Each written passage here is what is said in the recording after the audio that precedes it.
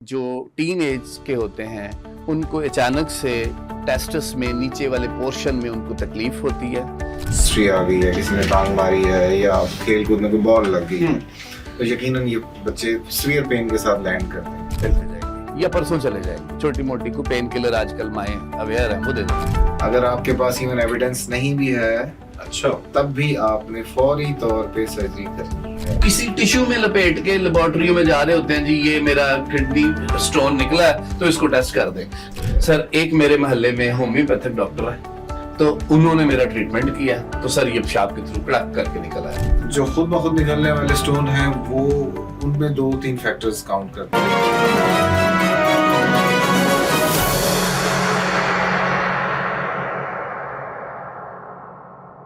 अस्सलाम वालेकुम। Programme health care with Ilyas Rana में खुश आमदीद। नाज़रीन, हम जब भी पॉडकास्ट करते हैं हम प्रॉमिस आपसे करते हैं कि जब भी कोई हमारे पास गेस्ट होगा वो डायरेक्ट आवाम की सहूलत के लिए, आपकी बेहतरी के लिए, आपकी आसानियों के लिए। आज जिनको हमने अपने प्रोग्राम में अपने स्टूडियो में मदऊ किया है, बड़ी ख़ास शख्सियत है। आपने जब से इस प्रोफेशन में हैं, आपने एक इबादत की तरह इस प्रोफेशन को लिया और लोगों के लिए, मरीज़ों के लिए ख़ास कर बहुत आसानियाँ पैदा करते हैं। इसीलिए मेरी कोशिश होती है हर उस शख्सियत को बुलाया जाए जो डायरेक्ट अवाम अन्नास की खिदमत करते हैं। तो डॉक्टर अली शानदार दुरानी साहब यूरोलॉजिस्ट हैं और किडनी ट्रांसप्लांट स्पेशलिस्ट हैं। तो अस्सलाम वालेकुम सर। वालेकुम अस्सलाम। आप कैसे हैं? अल्लाह का शुक्र। आप? Thank you very much. आपने अपनी बहुत कीमती वक्त और बड़े टफ शेड्यूल से टाइम निकाला हमारी आवाम के लिए, हमारे लोगों के लिए। इनवाइट किया इस forum thank you very much. अच्छा डॉक्टर साहब, हम बगैर टाइम ज़ाया किए लोगों का अपना, और एक मेरा सवाल है कि आजकल एक आ रहा है कि टेस्टोस्टेरोन बच्चों में, ये मैं पिछले कोई 6 महीनों से इसको मैं ऑब्जर्व कर रहा हूँ। चूँकि हमारे पास रेडियोलॉजी है, तो रेडियोलॉजी में मेरे पास हर दूसरे दिन, हर चौथे दिन ये पेशेंट आया होता है। क्वेश्चन ये है कि छोटे बच्चे जो टीन एज के होते हैं उनको अचानक से टेस्टस में नीचे वाले पोर्शन में उनको तकलीफ होती है, स्वेलिंग हो जाती है, और माँ बाप को बच्चा कंप्लेन करता है, वो किसी न किसी डॉक्टर के पास ले जाते हैं। बाज़ दफ़ा ऐसी टाइमिंग होती है कि वो कहते हैं जी चलो सुबह चले जाएंगे या परसों चले जाएंगे। छोटी मोटी को पेन किलर आजकल माएँ अवेयर हैं, वो दे देती हैं। अच्छा, ये इतनी ख़तरनाक सिचुएशन होती है मरीज़ के लिए भी और फैमिली के लिए भी।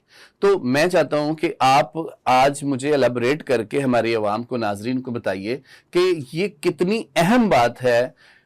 बच्चों को अगर लोअर पोर्शन में, पेशाब वाली नाली में या पेशाब वाले हिस्से में कहीं तकलीफ होती है तो वो क्यों होती है, क्या होता है और उसकी इमरजेंसी क्या होती है? आपने बड़ा अच्छा इंटरेस्टिंग क्वेश्चन पूछा। देखें, जो टेस्टिकुलर पेन यानी कि खस्सियों में जो दर्द होता है छोटे बच्चों में टिल टीन एज, जब भी अचानक दर्द हो, स्पेशली ये एपिसोड यूजुअली रात में होते हैं जब बच्चे बेख्याली में सो रहे होते हैं, तो अचानक दर्द की वजह से उनकी आँख खुलती है। ये बात दफ़ा खेलते कूदते या कोई माइनर ट्रामा खेल कूद में अगर दो बच्चे खेल रहे हैं, हल्का सा किसी ने मजाक से बेसिकली आपको ट्रामा की हिस्ट्री आ गई है, किसी ने टांग मारी है या खेल कूद में कोई बॉल लग गई है, तो यकीनन ये बच्चे सीवियर पेन के साथ लैंड करते हैं। बिल्कुल ठीक है, तो ऐसी चीज़ों को हमने बेसिकली इग्नोर नहीं करना। ओके, ठीक है ना। स्पेशली जो छोटे बच्चे होते हैं उनमें जो पेन टेस्टिस की सबसे पहली कॉज हम जहन में लाते हैं वो टेस्टिकुलर टॉर्शन होता है। ओके, अच्छा, टॉर्शन जो है ना, इसको आप इमरजेंसी ही लेबल करते हैं। Okay, testicular torsion is an emergency, और विद इन 6 आवर्स अगर आप इसको डील नहीं करेंगे तो आप अपने टेस्टिस को ज़ाय करने पे पहुंच जाएंगे। ओके। तो ऐसी सिचुएशन में फौरी तौर पे आपने बच्चे को इमरजेंसी ले जाना है।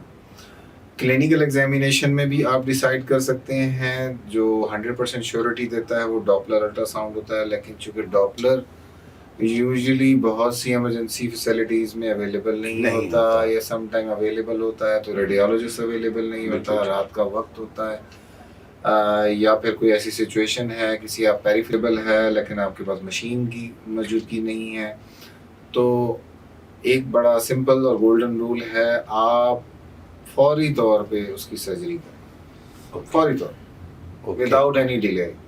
अगर आपके पास इवन एविडेंस नहीं भी है اچھا تب بھی آپ نے فوری طور پہ سرجری کرنی ہے. ڈاکٹر صاحب وہ کنڈیشن کیا ہوگی جب ایک ڈاکٹر یہ فیصلہ کر لیتا ہے کہ بچے کو پین آ گئی, جی اس وقت ٹیسٹس کی کیا فزیکلی کیا کنڈیشن ہوگی کہ آپ فیصلہ کر لیں کہ اس کا جو ہے نا سرجری کر دیں؟ یہ سارا ہسٹری پہ چل رہا ہوتا ہے. اوکے ٹھیک ہے, ہم نے صرف اتنا معلوم کرنا ہوتا ہے کہ کیسا پین ہے. ٹھیک ہے, اس کے بعد فزیکل ایگزامینیشن پہ آپ کو ٹیسٹس کی لوکیشن اور لائی تھوڑا سا کلو دے دیتی ہے. سم ٹائم سویلنگ کی وجہ سے آپ اس کو زیادہ فیل نہیں کر پاتے. تو ہمارے جو ٹیچرز تھے, ہمارے جو بڑے بزرگان تھے, جی ان کو ہم بڑا مانتے ہیں. ان کا ایک ہی بڑا اچھا کال تھا جو کہ انہوں نے اپنے بزرگوں سے سیکھا تھا کہ یو ول لوز نتھنگ. اگر آپ نے اوپن کر بھی دیا یو ول لوز نتھنگ. اگر فرض کریں ٹارشن نہیں بھی ہے تو you will lose nothing. Just آپ نے اوپن کر کے دیکھنا ٹھیک ہے تو اسٹچ لگا دیں واپس. سر کتنے اسٹچ لگتے ہیں اس میں؟ تھوڑے بہت ہی 5-6 اسٹچز لگیں گے آپ نے. لیکن اگر وہ کہتے ہیں اگر خدا نہ خواستہ آپ نے نہیں کھولا اور وہ واقعی ٹارشن ہوا تو اس کا مطلب ہے آپ نے بچے کا ٹیسٹ ضائع کر دیا. اوکے ٹھیک ہے. اچھا سر جی سر ٹارجن میں سمجھتا ہوں, آپ سمجھتے ہیں, پیرنٹس نہیں سمجھتے, ایک دیسی بندہ نہیں سمجھتا, جس بچے کو یہ ٹراما آ جاتا ہے وہ نہیں سمجھتے. ٹارجن لفظ اردو میں کیا ہے؟ اچھا ٹارشن آپ اس کو آسان الفاظ میں دیکھیں تو ٹیسٹس بیسیکلی ہینگنگ یعنی کہ لٹک رہی ہوتی ہے اپنے اسٹرکچرز کے ساتھ. بالکل ٹھیک ہے. اس کی خاص لائی ہوتی ہے جس کے اندر سے ویسل سیدھی آ رہی ہوتی ہے. اوکے. اگر وہ اس کے اندر ٹوسٹ کر جائے اوکے تو خون کی نالیاں اس کی بھی ٹوسٹ کر جائیں گی. اچھا وہ گھوم جائے. ہاں وہ گھوم جاتا ہے جس کی وجہ سے جو خون کی نالیاں بند ہو جاتی ہیں. اوکے. اس کی خون کی رسد ختم ہوتی ہے, جو اوپر سے بلڈ فلو آ رہا ہوتا ہے وہ بند ہو جاتا ہے, بلاک ہو گیا, جس کی وجہ سے اس کے اندر مطلب ڈیڈ ٹیشوز پیدا ہونا شروع ہو جاتے ہیں. اوکے. اور 6 گھنٹے کا ایک کروشل ٹائم ہوتا ہے کہ اگر ہم اس کو ڈی ٹوسٹ کر دیں, واپس کو اپنی جگہ پہ لے آئیں اور خون کا بہاؤ واپس آ جائے تو وہ بچایا جا سکتا ہے. لیکن اگر ہم لیٹ کریں گے تو وہ الٹیمیٹلی ڈیڈ ہو جائے گا, کیونکہ اس کا ایک ہی سورس ہوتا ہے بلڈ کا, وہ سامنے سے آ رہا ہوتا ہے. کچھ آرگنز ہوتے ہیں ان کے ملٹیپل سورسز ہوتے ہیں, اگر ایک بند بھی ہو جائے تو دوسری جگہ سے بلڈ سپلائی مل رہی ہوتی ہے. لیکن اس کا ایک ہی سورس ہوتا ہے اور اس کے گرد اگر ٹوسٹ کر گیا تو سمجھیں اب آپ خطرے میں ہیں. فوری طور پہ آپ کو ڈاکٹر سے رابطہ کرنا ہے اور اس کا علاج کرنا ہے. بالکل ٹھیک. اچھا ہم بات کر رہے ہیں سر کہ ناظرین ہم بات کر رہے ہیں بچوں میں, ٹین ایج بچوں میں, چھوٹے بچوں میں, جن کو یہ بھی نہیں پتا ہوتا کہ ماں باپ کو بتانا کس انداز سے ہے. یہ کئی ایسے کیسز جو میری نظر سے گزر چکے ہیں, میں سمجھتا ہوں کہ یہ آپ کے نالج میں لانا بڑا ضروری ہے. چھوٹے بچے جب ان کو پیشاب کے ارد گرد کہیں تکلیف آ جائے, کہیں سویلنگ آ جائے, کہیں چوٹ لگ جائے کسی حوالے سے, آپ نظر رکھیں اپنے بچوں پہ کہ کہیں اس کو ایسی تکلیف نہیں ہے. اگر خدا نخواستہ ایسی بات ہے جیسے ڈاکٹر صاحب فرما رہے ہیں کہ آپ فوراً اس کو ایمرجنسی میں لے جائیں, اس کا الٹرا ساؤنڈ کلر ڈاپلر کرائیں. اگر کلر ڈاپلر کی ایسا کوئی وقت رات کا ہے, سہولت نہیں ہے, تو فوراً یورولوجسٹ سے رابطہ کریں اور کر کے اس کی سرجری کروائیں. سرجری نام سنتے ہی ڈر جاتے ہیں ہم لوگ, مگر ڈرنے کی ضرورت اس لیے نہیں ہے, جیسے ڈاکٹر صاحب نے بتایا کہ یو ول لوز نتھنگ. آپ کچھ ضائع نہیں کریں گے, کوئی نقصان نہیں ہوگا. اگر وہ ضائع ہو گیا تو بچے کا ایک ٹیسٹس ضائع ہو جائے گا. تو سر میں نے بالکل ٹھیک فرمایا.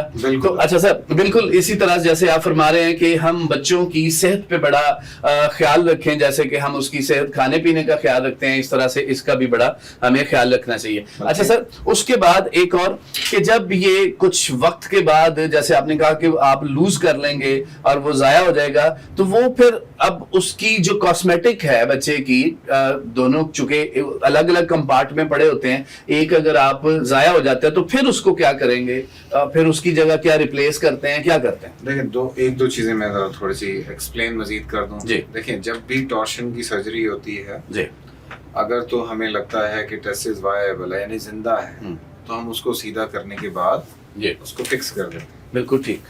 اور ساتھ میں احتیاطاً اپوزٹ سائڈ کو بھی فکس کرتے ہیں, دونوں کو. اوکے. کیونکہ جب بھی ایک سائڈ کی ٹارشن ہوتی ہے تو خطرہ ہوتا ہے کہ دوسری سائڈ کا بھی زندگی میں کہیں ہونا چاہیے. اگر تو وہ ہو گیا تو پھر تو آپ دونوں ٹیسٹس لوز کر جائیں گے اور انفرٹائل ہو جائیں گے. رادر آپ کے جو سیکنڈری سیکسول کیریکٹرز ہیں, داڑھی, مونچھیں, آپ کی آواز کا بھاری پن, وہ سارا ٹیسٹوسٹیرون ٹیسٹس سے ہی آ رہا ہوتا ہے. بالکل. یہ آپ کو میل کو سیکنڈری سیکسول کیریکٹر جو دے رہا ہے. بالکل ٹھیک.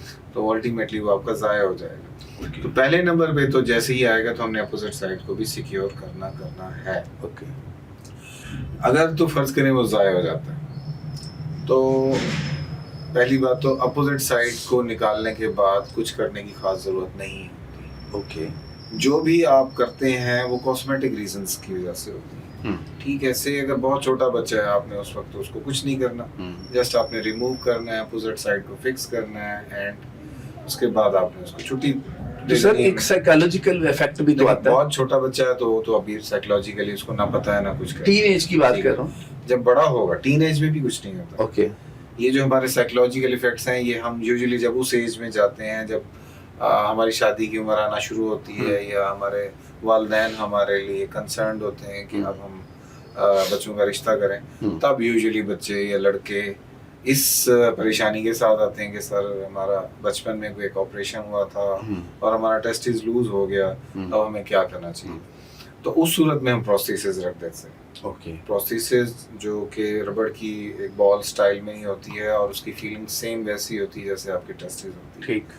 تو اس سے یہ ہوتا ہے کہ ایٹ لیسٹ اس کو فیلنگ یہ رہتی ہے کہ میرے دونوں موجود ہیں ٹیسٹس, اور ایک سائیکولوجیکلی وہ سیٹسفائڈ فیل کرتے ہیں. بالکل ٹھیک. اچھا سر, جب آپ یہ آرٹیفیشل ایک وہ بال رکھ دیتے ہیں تو کیا اس کی کوئی اپنی کوئی جیسے لائک اس کے ساتھ کوئی انفیکشن کسی قسم کی کوئی نہیں جی, یہ اسٹرلائزڈ چیزیں ہوتی ہیں, اسٹرلائزڈ مٹیریل سے بنا ہوتا ہے, پیکنگ میں ہی آتا ہے, اور جب ہم اس کو امپلانٹ کو ڈال رہے ہوتے ہیں یعنی کہ اس بال جس کو عام زبان میں ہم کہیں گے, تو ہم پورے پروٹیکٹیو میئرز لے کے پراپر وے میں اس کو پینٹنگ ڈریپنگ کر کے اسٹرلائزیشن میئرز کو سارا خیال رکھتے ہیں. بالکل ٹھیک.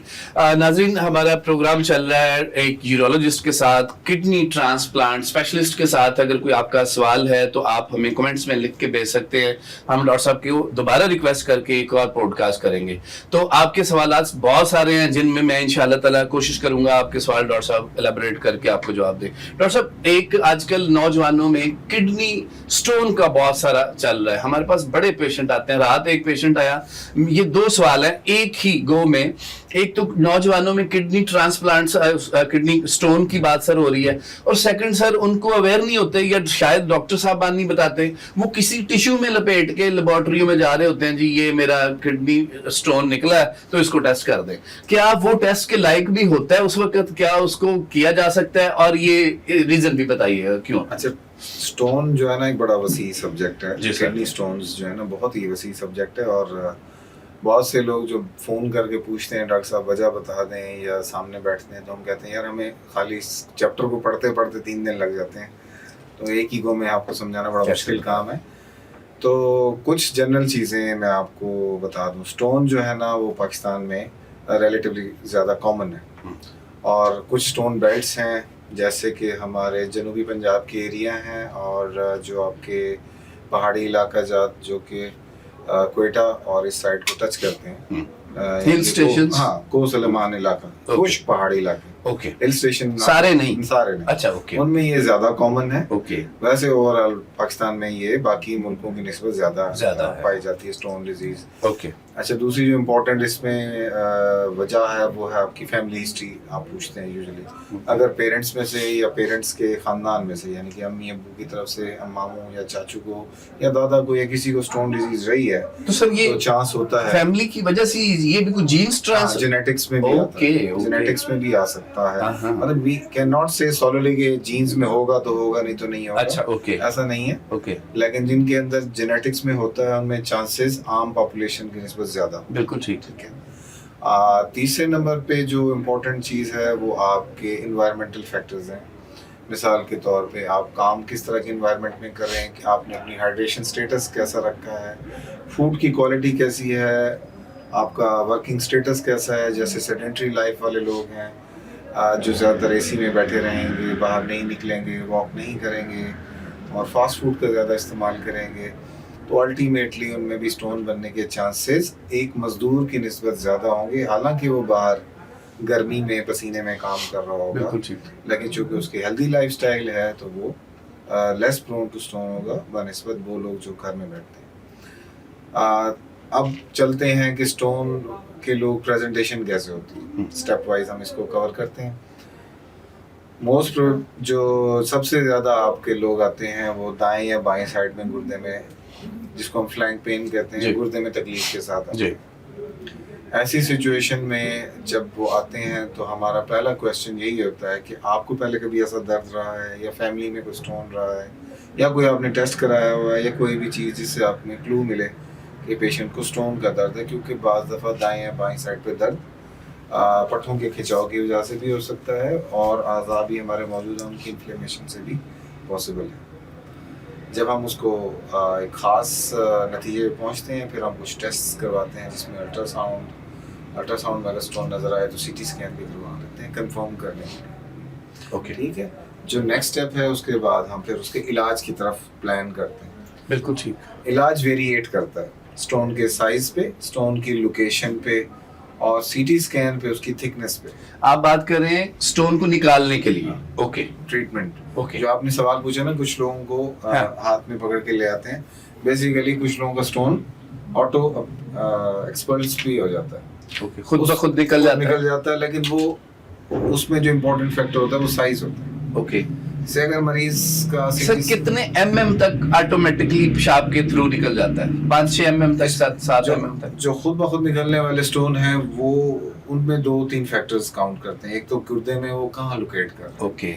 اگر تو گردے کے اپر پول میں یا مڈل پول میں لائی کرے گا, یا پیلوس میں پڑا ہوگا, اور سائز اس کا 6-7 mm تک ہوگا, تو چانس ہے کہ وہ نکل جائے. پانی اچھا استعمال کریں, ساتھ میں ایک آدھ کوئی میڈیکیشنز دیتے ہیں جس سے یوریٹر تھوڑا سا ڈائلیٹ ہو جاتا ہے گردے کی نالی, اور وہ پاس آؤٹ ہو جاتا ہے. بالکل ٹھیک. لیکن جو اسٹون 1-1.5 سینٹی میٹر کا ہے, 2 سینٹی میٹر کا ہے, تو خدا کے واسطے میں آپ کو اس چینل کے تھرو کہوں گا کہ حکیموں اور ہومیوپیتھی کی باتوں میں مت آئیں. بالکل ایگزیکٹ بات بتائی. میرے پاس رات ایک جو صاحب آئے, انہوں نے کہا سر ٹیشو میں لپیٹا ہوا مجھے لا کے دیا. میں نے کہا پتہ نہیں. اچھا, میں اس کو کہتے سر کھول لیں. میں نے کھولا تو اس کے اندر 7 mm کا ایک اسٹون تھا. اب سنیے گا, میں نے کہا سر یہ کیسے, کہاں سے, کیوں؟ کہتا سر نہ پوچھیں, میں آپ کو آج اتنی بھلے کی بات بتانے لگا ہوں, آپ لوگوں کے ساتھ بھلا کریے گا. میں کہا جی کیسے؟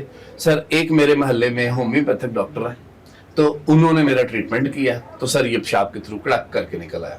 اچھا, اب چلو میں کو بہت زیادہ اویئرنیس نہیں ہوں, مگر اتنا تو اویئر ہوں کہ میں کوئی بات ہو میں پڑھ لیتا ہوں. میں معذرت کے ساتھ میں سب کو نہیں کہہ رہا, حکیم یا کوئی ہومیوپیتھک کا ایسا بندہ, دیکھیے ہومیوپیتھک میٹرک کے بعد کر لیتے ہیں. اب میں ایک میٹرک اور ایک MBBS ڈاکٹر, ایک اسپیشلسٹ ڈاکٹر جس نے آدھی عمر سے زیادہ پڑھا ہے, سر کیسے آپ ایک ان کو کر سکتے ہیں؟ کیسے ایک جیسی ان کی تعلیم ہو سکتی ہے؟ میں ان کے 100% خلاف نہیں جا رہا. ہاں, میں بھی نہیں, مگر میں بات کر رہا ہوں جو پڑھے لکھے نہیں ہیں. نہیں, اس میں جو امپورٹنٹ چیز ہوتی ہے نا, وہ وداؤٹ سینگ دا الٹرا ساؤنڈ کرائے بغیر ہی وہ دوائی شروع کر دیتے ہیں. سر وہ تو الٹرا ساؤنڈ بھی نہیں کراتے. میں آپ مجھے بتائیے, الٹرا ساؤنڈ کی ایک لینگویج ہوتی ہے.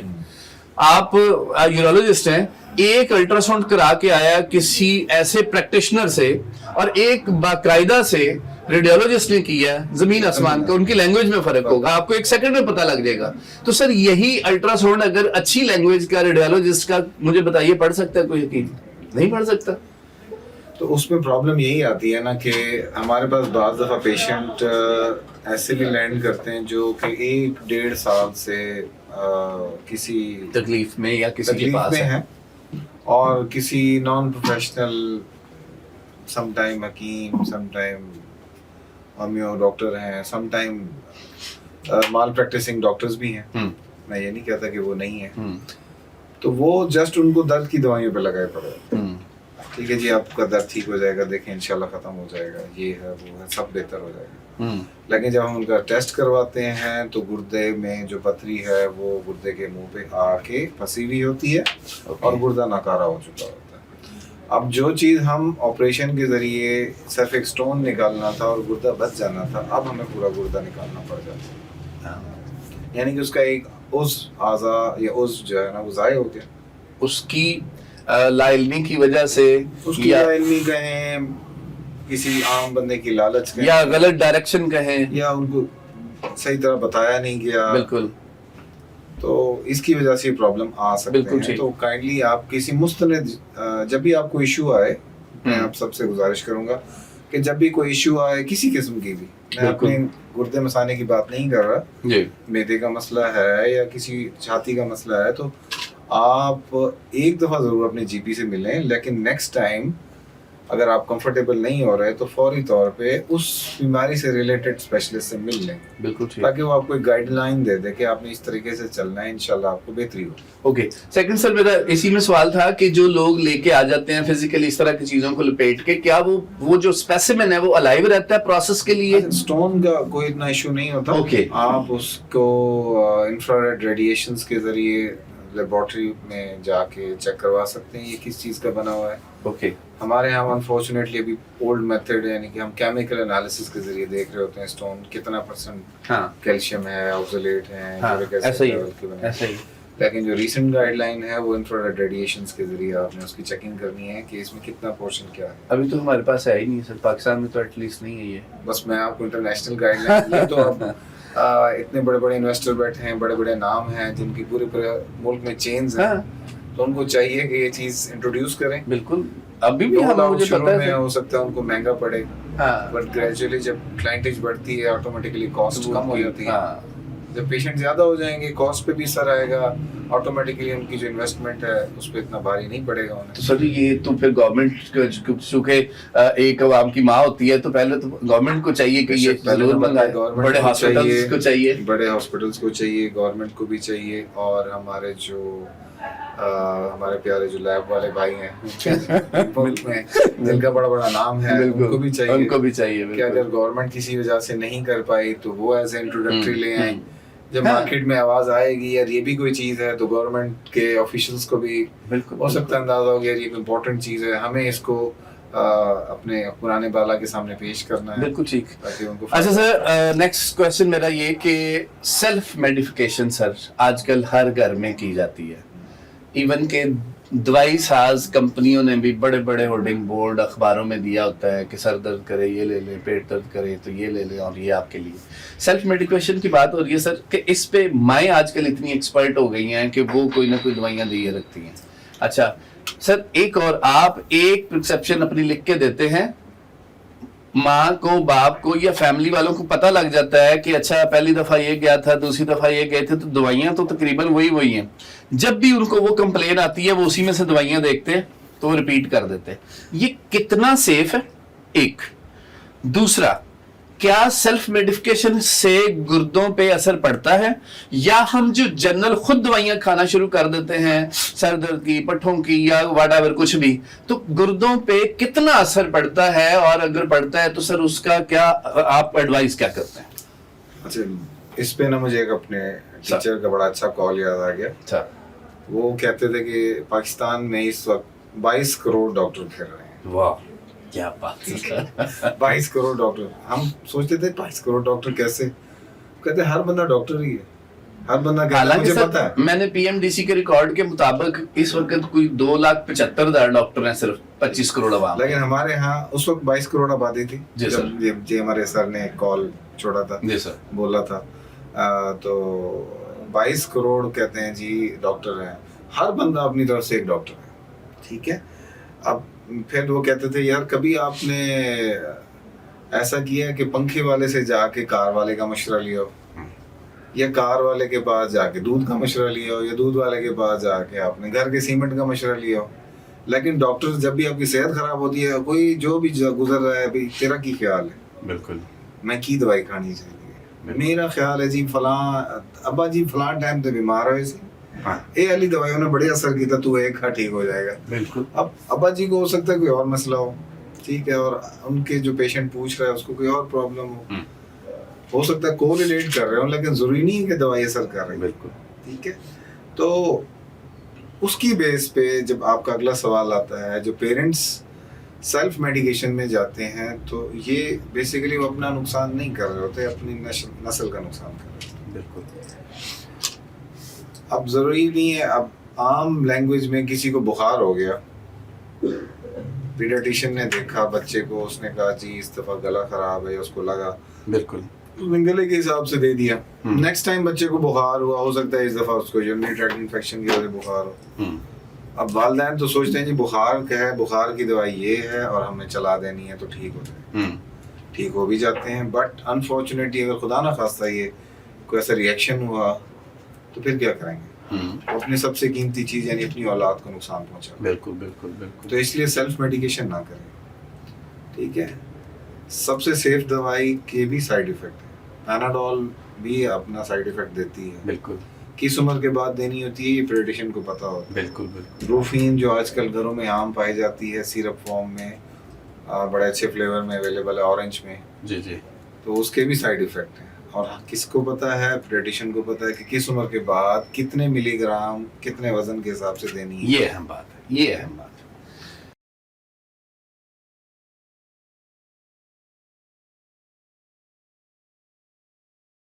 اس کے وزن سے زیادہ تھا. اب کیا ہوگا, سب سے زیادہ ٹاکسک ایفیکٹ ہوتا ہے ان کا کڈنی پہ. کڈنی پہ جو پین کلرز ہوتے ہیں. بالکل. اگر آپ ان کی ڈوز کیلکولیٹ کیے بغیر دیں گے, چونکہ چھوٹے بچوں کے یوزلی کڈنیز گرو کر رہے ہوتے ہیں, نیفرونز ابھی بن رہے ہوتے ہیں, آپ ان کو پہلے ہی اوور ڈوز کر کے ان کو نقصان پہنچا سکتے ہیں. تو ایسی سچویشن میں اپنے پیڈیٹیشین, اپنے یورولوجسٹ, اپنے ڈاکٹر سے ضرور رابطہ کریں. ناظرین, آپ سیلف میڈیفکیشن سے بچیں. ڈاکٹر صاحب بتا رہے ہیں کہ خود کار دوائیاں جو آپ خود لے لیتے ہیں ان سے بچیں. آپ کو نہیں پتا آپ کا وزن کتنا ہے, کتنی ڈوز لینی ہے. ماؤں کو نہیں پتا بچہ ایج کیا ہے, ایج کا پتہ ہے تو اگر وزن پتہ نہیں پتا کتنا ہے تو کتنی دوائی اس حساب سے دینی چاہیے. خاص کر میڈیکل سٹوروں پہ جا کے آپ ان کو مت بتائیں مجھے یہ تکلیف ہے, تو میڈیکل سٹور نے دوائی بیچنی ہے, اس نے دکان بنائی ہوئی ہے, اس کا سیل کرنا ہے اس نے. آپ اپنے ڈاکٹر کے پاس جائیں, کچھ پیسے بچانے کے لیے اپنی زندگی کو خطرے میں نہ ڈالیں. ڈاکٹر صاحب, پاکستان میں ہر سال کتنے % یا کتنے مریض گردوں کے مریض بن جاتے ہیں؟ دیکھیں, پاکستان میں جو گردوں کے مریضوں کی بیماری کی سب سے بڑی وجہ ہے نا, وہ ہے ڈائبٹیز, شوگر. اب اوور آل دیکھیں تو مختلف بیماری کی وجہ سے گردے افیکٹ ہوتے ہیں, لیکن گردے خراب کس وجہ سے اور ہوتے ہیں, وہ شوگر ہے. ایک اندازے کے مطابق 50 سے 60% جو گردے خراب ہونے کی مین وجہ ہے وہ شوگر ہے. اور سیکنڈ نمبر پہ جو موسٹ کامن ڈیزیز جو گردوں کو خراب کرتی ہے, جس کی وجہ سے پیشنٹ ڈائلسس پہ جاتے ہیں اور الٹیمیٹلی ٹرانسپلانٹ کی ضرورت ہوتی ہے, وہ ہائپر ٹینشن, بلڈ پریشر. ٹھیک ہے. اوکے. تو sugar is the mother of every disease in the body. Okay. اب چونکہ ہم آج گردے مسانے سے ریلیٹڈ بات کر رہے ہیں, تو گردے خراب ہونے میں بھی اس کا سب سے بڑا ہاتھ ہے. سر, ایسے پیشنٹ جن کا پروسٹیٹ زیادہ ہے یا جن کو یورین کی اس طرح کی کمپلین ہے, کیا وہ U T I urine tracked infection کی وجہ سے ہو سکتی ہے, یا کیا ان کو کرنا چاہیے, الٹرا ساؤنڈ کرانا چاہیے, کیا ٹیسٹ کرانے چاہیے, یا اس کے سر بارے میں ذرا لوگوں کو گائیڈ کریں. اچھا جی, پروسٹیٹ جو ہے بڑا امپورٹنٹ اور موسٹ آف دا امپورٹنٹ, بلکہ میں وہ سب سے امپورٹنٹ ٹاپک ہے میل سیکسول ہیلتھ کے لیے بھی, اور میل کے جو یورولوجیکل یورینری ایفیکٹس ہیں پیشاب کے مسئلوں میں. جی سر. پروسٹیٹ ہر مرد میں ہوتا ہے. سب سے پہلے تو یہ ہر بندے کو پتا ہونا چاہیے, ہر مرد کے اندر پروسٹیٹ ہوتا ہے, اور پروسٹیٹ کا رول پروسٹیٹک سکریشنز بنانے میں ہوتا ہے, جو کہ آپ کے نارمل سیمن میں شامل ہوتا ہے. اوکے. ٹھیک ہے. یہ پروسٹیٹ فیمیل میں نہیں ہوتا؟ اوکے. ٹھیک ہے. تو یہ خواتین یا ایسے لوگ جن کے گھر میں کسی والد کو پیشاب کا مسئلہ ہے, وہ کبھی کو ریلیٹ نہ کریں کہ خواتین میں بھی پروسٹیٹ کی وجہ سے. یہ بڑے نالج کی بات ہے, بہت سے لوگوں کو نہیں پتا. بالکل بالکل. نمبر 2, پروسٹیٹ یوزلی 50 کی ایج کے بعد ہی تھوڑا تھوڑا بڑھنا شروع ہوتا ہے. اوکے. جب آپ کو 50 کے بعد پیشاب کی تھوڑی تھوڑی علامات آئیں, تو اس میں جو امپورٹنٹ ترین ٹیسٹ ہوتے ہیں وہ یورین کا ٹیسٹ ہوتا ہے, یورین کمپلیٹ ایگزامینیشن یا urinary routine examination, urine R E کہتے ہیں جی. اور دوسرا ہوتا ہے الٹرا ساؤنڈ جی. Ultrasound K U B ہم کہتے ہیں, کڈنی یوریٹر بلیڈر جی, with P M R V, یعنی کہ پیشاب کرنے کے بعد اب کتنا رہ گیا جی. اچھا, جو آپ نے انٹرسٹنگ سٹوری سنائی نا کہ 80 ایئرس کے بزرگ ہیں, 85, جن نے ٹیمسولین لی اور ٹھیک ہو گئے. جب بھی لوور یونٹ ٹریکٹ سمٹم یعنی کہ پیشاب کے راستے کے مسائل مردوں میں آتے ہیں, تو فرسٹ چوائس ہمیشہ یہی ڈرگ ہی ہوتی ہے. اچھا, اوکے. لیکن اس ڈرگ کو یوز کرنے سے پہلے ہم کچھ چیزیں اسیس کرتے ہیں. مثال کے طور پہ اب وہ 80 سال کے بزرگ آئے, ان کو پیشاب کا مسئلہ تھا, انہوں نے بغیر کسی ٹیسٹ کے ہی دوائی شروع کر دی, اور انہوں نے کہا جی میں بہتر محسوس کر رہا ہوں, لیکن نہ انہوں نے الٹرا ساؤنڈ کروایا, نہ یورین کا ٹیسٹ کروایا. اب سے اگر ان کا مثانہ پہلے سے ہی کمزور تھا, اور اس کی کیپیسٹی جو کہ نارمل 300-400 ml تھی وہ 1200 تک چلی گئی کسی وجہ سے، پروسٹیٹ کی وجہ سے، اور وقتی طور پہ ٹیمسولین کھانے سے ان کو محسوس ہوا کہ میں اب بہتر محسوس کرنے لگا ہوں، پہلے میں 4 دفعہ اٹھتا تھا، میں 3 دفعہ اٹھتا ہوں، now I am feeling better. تو وہ اپنی انڈر لائن ڈیزیز کو اگنور کریں گے. ایسی سچویشن میں جب آپ کے بلیڈر کی ڈیکمپنسیشن شروع ہو جائے، یا بلیڈر میں سٹون بننا شروع ہو جائے، یا بلیڈر میں پیشاب میں خون آنا شروع ہو جائے، یا گردے میں کمزوری آ جائے پروسٹیٹ کی وجہ سے، تو یہ 100% انڈیکیشن ہوتی ہے کہ اب آپ نے سرجری کرانی ہے. اب آپ نے دوائی نہیں کھانی، اب آپ نے 100% اس کو ریموو کروانا ہے تاکہ آگے کا راستہ کھل جائے، ورنہ الٹیمیٹلی گردے اور مثانہ میں تباہی کے علامات آنا شروع ہو جاتے ہیں. سر اس کے ساتھ ساتھ پاؤں پہ، ٹانگوں پہ سویلنگ ہو جاتی ہے. یہ تو ایڈوانس ڈیزیز ہو گئی، یعنی کہ وہ اتنا ایڈوانس ہو گئی کہ گردے خراب ہو گئے. اور جب گردے خراب ہوتے ہیں پھر ٹانگوں پہ، پاؤں پہ سویلنگ آنا شروع ہو جاتی ہے. اب مطلب اب تو کام ہاتھ سے نکل گیا. ٹھیک ہے، تو کبھی بھی ایسی سچویشن ہو تو just take one advice from your urologist کہ سر مجھے یہ ایشوز آ رہے ہیں. وہ آپ کو 1-2 ٹیسٹ کروائیں گے، یا اگر آپ نے پہلے ہی کروا لیے تو ساتھ لیتے جائیں. سر یہ میرے الٹرا ساؤنڈ ہے، یہ میں نے یورین کا ایک ٹیسٹ کرایا ہوا ہے، ایک گردوں کا ٹیسٹ RFTs ہے جس میں کریٹنین یوریا نظر آتا ہے. بس 3 بیسک ٹیسٹ آپ ساتھ لے کے جائیں. اس سے ڈاکٹر کو آپ کو سیکنڈ وزٹ کی موسٹ پروبیبلی ضرورت نہیں پڑتی. بالکل ٹھیک. الٹرا ساؤنڈ کوشش کریں کسی مستند ریڈیولوجسٹ سے کرائیں جو کہ ڈگری ہولڈر ہوں، PMDC اپرووڈ، جیسے DMRD ہے، CPS ہے، FRCR ہے. بالکل ٹھیک. کیونکہ ہمارے ہاں بہت سے، اب تو خیر رواج آہستہ آہستہ بدل گیا. پرانے زمانے میں جسٹ 3 مہینے کی ہاؤس جاب کے بعد جو ڈاکٹر صاحب تھے وہ ریڈیولوجسٹ بن جاتے تھے. بالکل ٹھیک. اس زمانے میں خیر وہ سمجھدار بھی ہوتے تھے. اب اصل میں لوگ ان کو کاپی کرنے کی کوشش کرتے ہیں.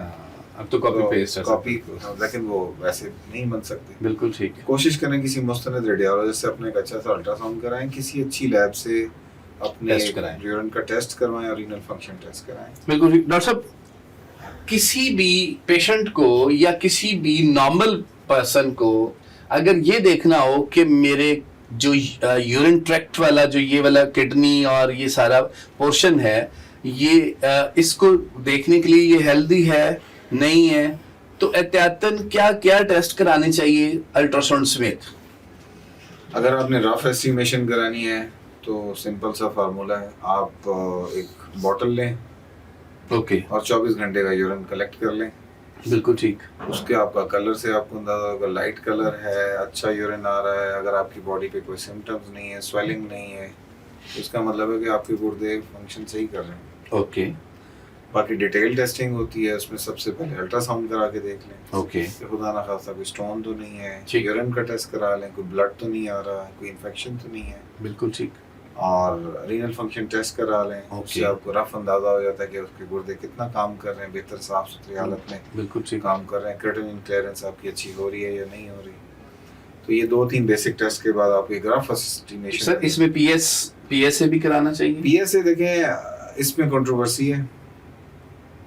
اگر family history of prostatic cancer positive ہے تو کرا لینی چاہیے. اور HbA1c ساتھ کرانا چاہیے. HbA1c دیکھیں شوگر جتنی کامن ہو گئی ہے وہ خیال میں آپ کو 40 کے بعد ویسے ہی کرا لینا چاہیے کہ میں. اس میں سر CBC کمپلسری ہے کہ نہیں؟ CBC کا رول بیسیکلی ہم جس طرح کے انوائرمنٹ میں ہم رہ رہے ہیں، ہمارے مردوں سے زیادہ خواتین میں HB کی بڑی کمی آ جاتی ہے. بالکل ٹھیک ہے، کیونکہ انہوں نے بچے بھی پیدا کرنے ہیں، ان کے پر منتھ ان کی جو میسٹرل سائیکل ہیں اس میں بھی بلڈ لاس ہو رہا ہوتا ہے، ان کی خوراک بھی اتنی اچھی نہیں ہوتی جتنی ہم یوزلی مرد حضرات بہتر لے رہے ہوتے ہیں. تو ان کی ضرور دیکھنا چاہیے. اس کے لیے ہم آپ کو ایک اسپیشل بندہ دیں گے، وہ آئیں گے. مائی وائف از ہیماٹولوجسٹ، انشاءاللہ اس پہ بات وہ کریں گے. بالکل ٹھیک. اچھا سر، ناظرین بات چل رہی ہے یورولوجسٹ کی، بات چل رہی ہے ہیلتھ کی، بات چل رہی ہے کڈنی ٹرانسپلانٹ کی. ہمارے پنجاب میں چیف منسٹر پنجاب محترمہ مریم نواز صاحبہ نو ڈاؤٹ بہت اچھا کام کر رہی ہیں. میں نے ان لوگوں کو بھی کہتے سنا ہے جو ان کے بہت خلاف تھے، جو ڈفرینٹ پارٹیز میں تھے، اور چونکہ کام بولتا ہے, کام چیختا ہے, کام نظر آتا ہے.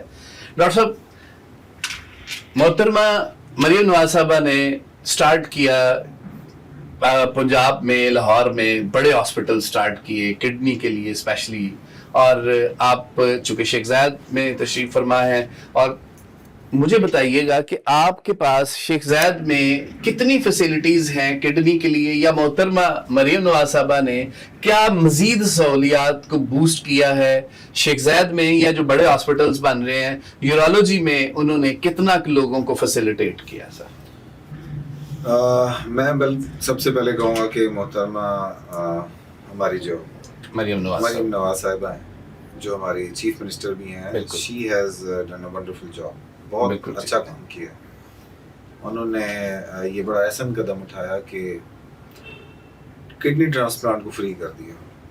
ہمارے جو گردے فیل ہونے والے مریض ہیں ان کی تعداد گریجولی ایک الارمنگ سچویشن میں یا الارمنگ حالت میں بڑھ رہی ہے. اب چونکہ کڈنی ٹرانسپلانٹ ایک مہنگا علاج ہے, کم از کم 20 سے 22 لاکھ روپے کا خرچہ ایٹ لیسٹ پڑتا ہے پیشنٹس پہ, انہوں نے اپنے فنڈز ریلیز کر کے اپنے تعاون کے ساتھ اس کو بالکل فری کر دیا. اوکے, بہت بڑی بات ہے, بہت بڑی نیوز ہے سر. ان کے غریبوں کے لیے تو یہ ایک سمجھے نعمت ہے, میں سمجھتا ہوں. وہ غریب غربا جو بیچارے اس بیماری سے روز بروز گزر رہے ہیں یا اس کو برداشت کر رہے ہیں, ڈائلسس کے پین کو, تکلیفوں کو, ان کے لیے تو یہ بلیسنگ ہے, میں سمجھتا ہوں. بالکل سر, بہت بڑی بلیسنگ ہے. تو میرا خیال ہے کہ جتنے بھی ہمارے پیشنٹس جو ٹرانسپلانٹ کے لیے کینڈیڈیٹ ہیں اور کسی وجہ سے یعنی غربت کی وجہ سے یا کوئی پرابلمس کی وجہ سے وہ نہیں آ رہے تھے یا کوئی ایشوز ان کو نہیں آنے دے رہے تھے, اب انہیں آگے بڑھنا چاہیے اور کڈنی ٹرانسپلانٹیشن کا سوچنا چاہیے. بالکل ٹھیک. ڈاکٹر صاحب آپ تشریف لائے, آپ کا بہت شکریہ. ہم بات کر رہے تھے کڈنی ٹرانسپلانٹ کی, ہم یورولوجی سے ریلیونٹ آپ سے بہت سارے سوال آپ نے جو بڑا آسان طریقے سے ہمیں جواب دیے. ہم آپ سے ریکویسٹ کریں گے کہ مزید, چونکہ ہم ہمیشہ بات کرتے ہیں پیشنٹس کی, لوگوں کی, جو ہمارے کمنٹس سیگمنٹ آ رہے ہوتے ہیں, لوگ بہت سارے سوالات کر رہے ہوتے ہیں, تو آپ نے ایک فیور ہمیں یہ دینی ہے کہ اگر ہمارے لوگوں کی, ناظرین کی ڈیمانڈ ہو کہ جی آپ دوبارہ ڈاکٹر صاحب کو بلائیں, آپ پھر ایک دفعہ تشریف لے آئیے گا, ٹائم نکالیے گا. میں بالکل حاضر ہوں گا جب بھی آپ بلائیں گے. دیکھیں ہمارا کام ہی یہی ہے, ہیلتھ سے ریلیٹڈ لوگوں کو گائیڈنس دینا اور ان کو فیسیلیٹیٹ کرنا. بالکل سر, آپ جب بھی یاد کریں گے. Thank you very much. ناظرین, آپ پروگرام دیکھ رہے ہیں health care with Ilyas Rana میں. ہم کوشش کریں گے دوبارہ کسی پروگرام میں پھر کسی اسپیشلسٹ کو, کسی آپ کی چیزوں کو, آپ کی ڈیمانڈ کو مد نظر رکھتے ہوئے کسی ایسی شخصیت کو اسٹوڈیو میں مدعو کریں جس کا ڈائریکٹ آپ سے تعلق ہو, آپ کی آسانیوں کے ساتھ تعلق ہو. الیاس احمد رانا کو اجازت دیجیے, پھر ملتے ہیں اگلے پروگرام میں. تھینک یو, اللہ حافظ.